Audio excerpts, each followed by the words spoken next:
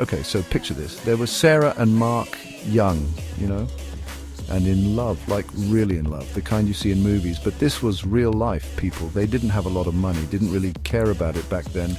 They had each other. And that felt like everything. Seriously, their early days were pretty sweet. They found joy in the simplest things like picnics in the park with slightly squashed sandwiches or long walks just talking about everything and nothing. Their dreams weren't about fancy cars or giant houses. Nope, their dreams were about building a life, a cozy, happy life, together. Maybe get a dog, you know, a fluffy one. They had this amazing connection, like they could read each other's minds sometimes. Spooky, they laughed all the time, big, happy laughs. Their first apartment wasn't much to look at, but it was filled with so much warmth, not with fancy furniture, but with love. And that's what made it a home. It was their happy place. Material things weren't even on their radar. Their happiness came from just being together. Their love felt like a warm, cozy blanket. You know, on a chilly day, that kind of comfort. Their bond was super strong, or so they thought. Their love story was just getting started. It was all sunshine and smiles. Then things started to change a little. Sarah made some new friends. You know how it is, these friends, well, they had a lot of shiny things, big houses, super fast cars, designer bags, the works. And they talked about shopping, a lot. All the latest gadgets, the newest trends. Sarah listened, and she started to look around at her own life, their simple life. Suddenly, that simple life didn't feel so great. It started to feel, well, a bit too simple for Sarah. She started wanting what her friends had, that sparkle, that glamour, that stuff. She began telling Mark, wouldn't a bigger TV be nice? Brenda got a new diamond bracelet. The pressure started. Just a little at first, like a tiny crack in a perfect vase. Mark loved Sarah. Of course he did. He just wanted her to be happy. That's all any good guy wants. So he started working harder, much harder. He took on extra shifts, came home late.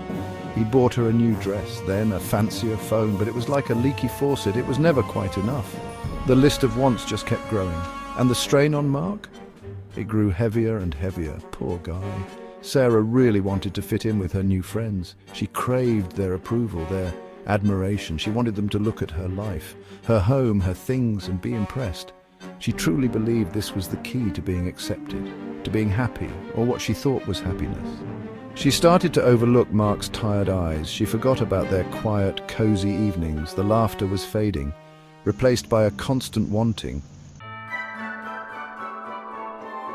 Mark watched Sarah change. It was tough to see. She talked more and more about possessions and less about their dreams, their real dreams, the ones they used to share, remember?